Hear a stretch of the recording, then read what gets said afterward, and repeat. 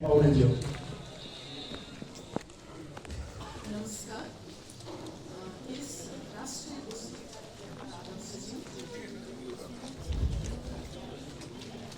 इस कार्यक्रमका सम्माननीय प्रधान न्यायाधीश प्रकाश मान्यताहरू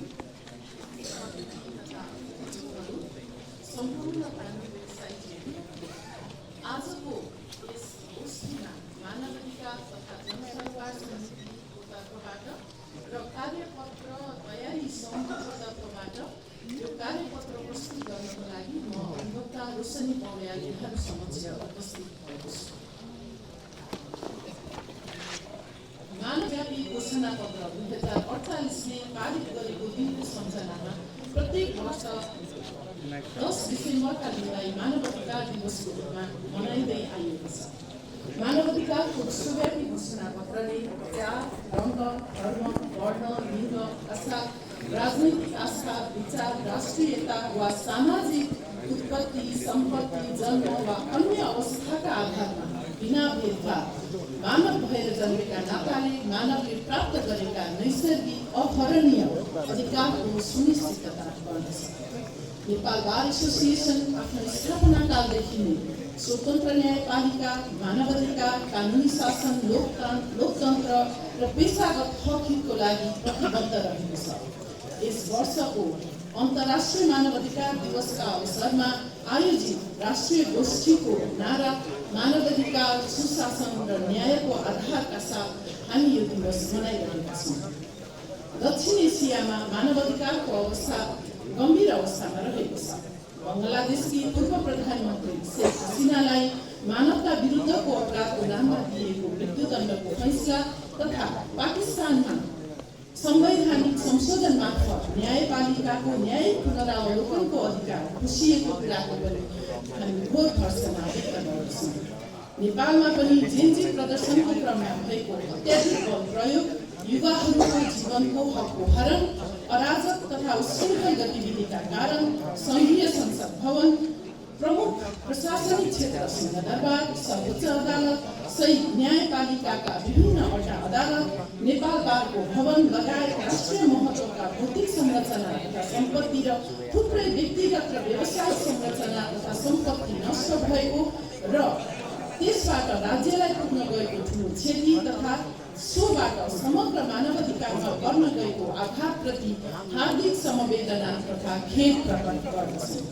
संक्रमणकालीन न्यायको विषयमा दण्डहीनता, सीमान्तकृत समुदायको बहिष्करण, बाल न्यायको कमजोरी तथा बढ्दो डिजिटल हिंसा, लैङ्गिक हिंसाले मानवाधिकारको संरक्षणमा थप चुनौती खडा गरेकोतर्फ पनि गम्भीर ध्यान आकर्षण गराउन चाहन्छु।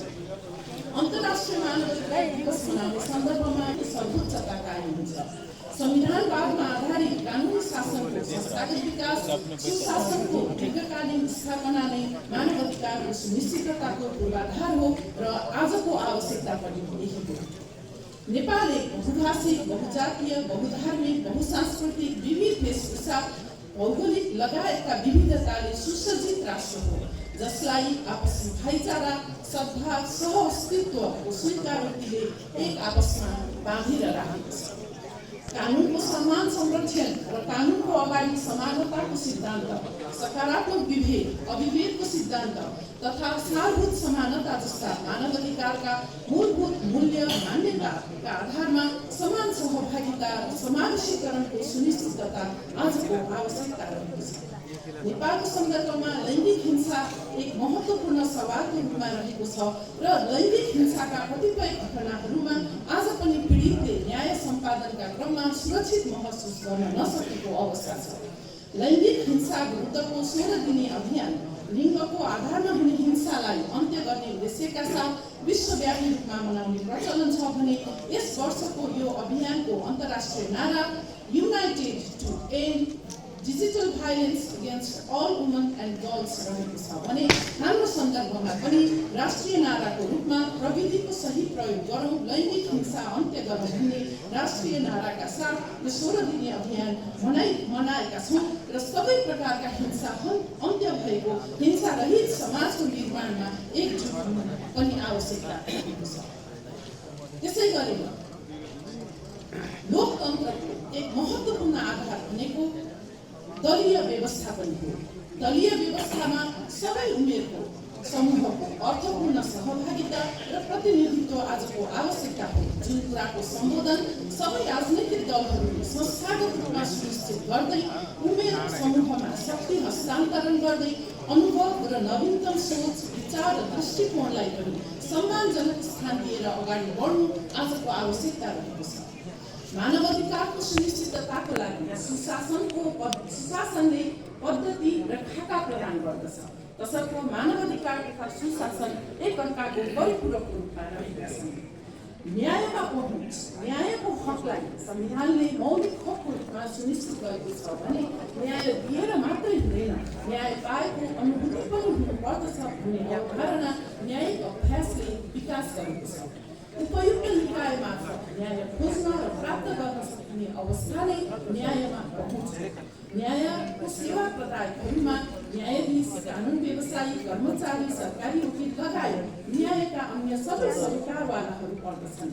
न्यायालयको विकृति, विसङ्गति र भ्रष्टाचार सम्बन्धी प्रतिवेदनले न्यायपालिकामा हुन सक्ने विकृति, विसङ्गति, अनियमितता वा भ्रष्टाचार बिचौलियाबाट हुन सक्ने क्रियाकलापहरू र त्यसको रोकथामका लागि न्यायिक क्षेत्रमा व्याप्त रहेका धेरै प्रकारका समस्याहरूको पहिचान गरेको छ र न्यायमा पहुँचको सुनिश्चितता गर्न प्रतिवेदनका सुझाव कार्यान्वयन गर्नु महत्त्वपूर्ण हुन्छ।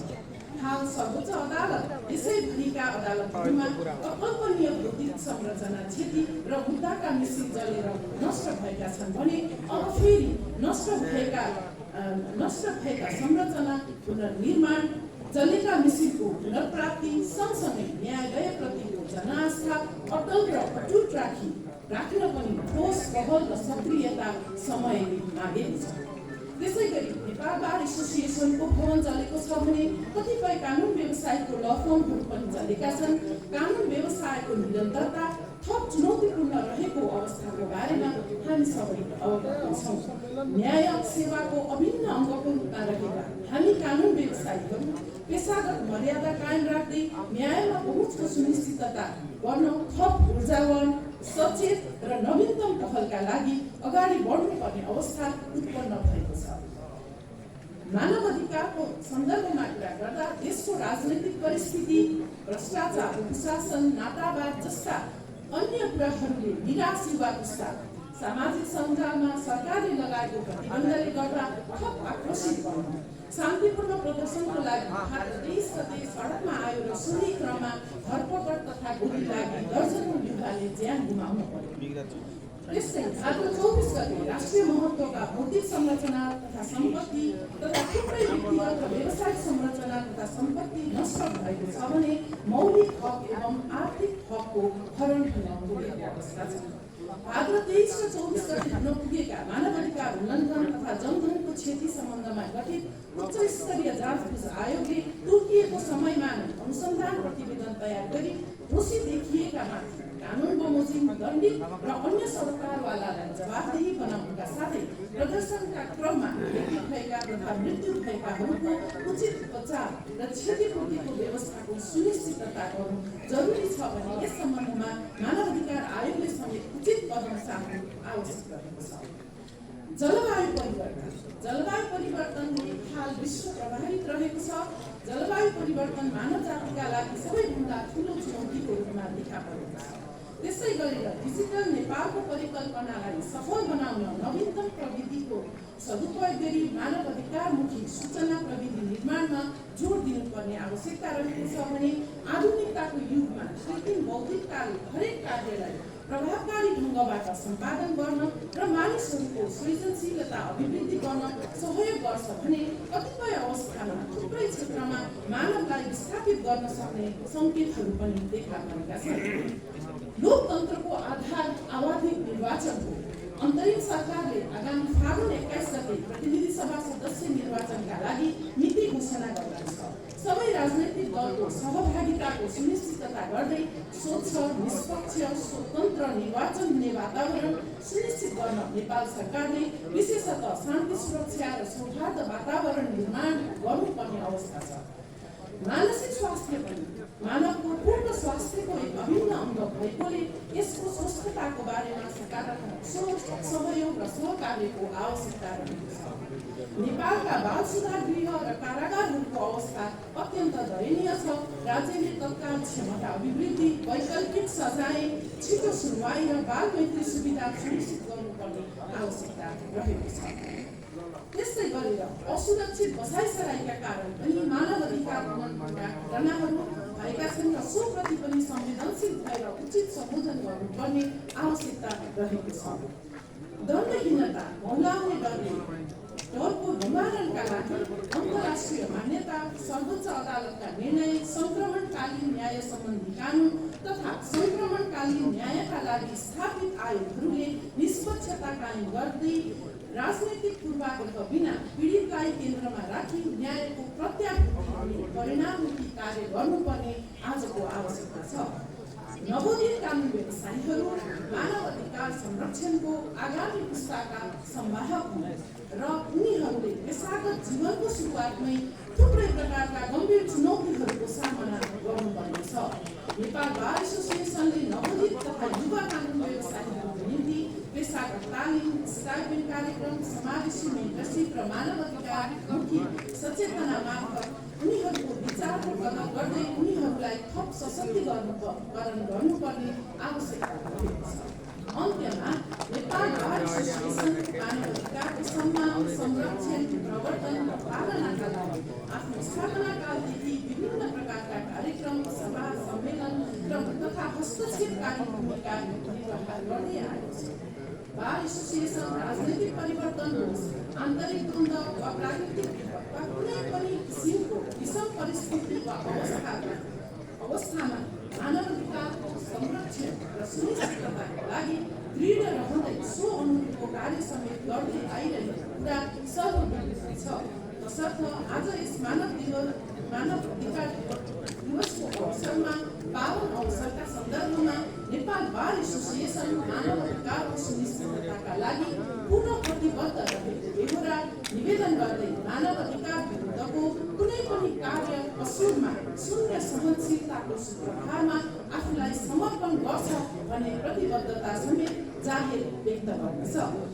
यस कार्यपत्र समूहमा रहेर काम गर्नुहुने सम्पूर्ण अधिवक्ता मित्रहरू, अधिवक्ता बेला राई, अधिवक्ता सर्मिला बस्याल गौतम, अधिवक्ता रोशनी पौडेल म आफू स्वयं, अधिवक्ता तारा कुमार श्रेष्ठ, अधिवक्ता रेखा झा, अधिवक्ता कुञ्जनी कुमारी व्यासी, अधिवक्ता लक्ष्मी बफाडो लगायत मानव अधिकार तथा जनसरोकार समिति